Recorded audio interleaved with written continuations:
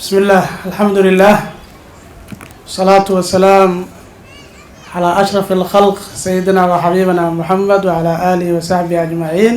أما بعد اللي بعد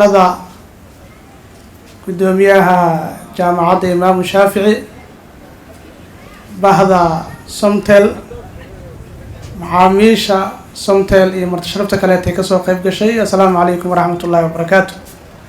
سلام كدب aan jecelahay inaan u mahad celiyo shirkadda Somtel oo runtii kulankan soo qaban qaabisay maamuuska macaamiisha Somtel.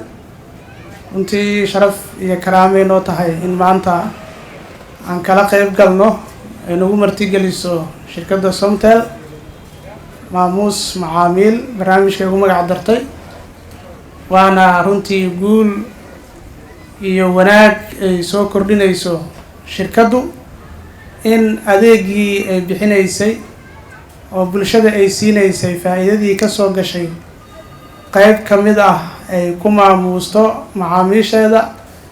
aada uga mahad celinaynaa waana ku dhiirigelinaynaa shirkadaha kale ee asaageeda ahna waxaan leenahay ku daysada si macaamiishiinu ay faa'iidadiina qayb ka mid ah ay ugu laabato.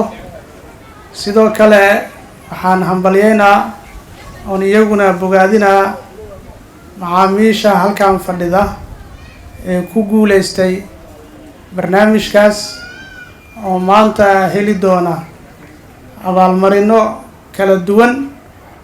waxaa xafladda hadda kusoo biiro indhahaygu qabanayaan maamulka degmada Boondere, gudoomiye ku-xigeenka Mr. Shute salaanta waa ku daray hadduu imaado asigana aada u mahadsan yahay. soo dhawaa gudoomiye.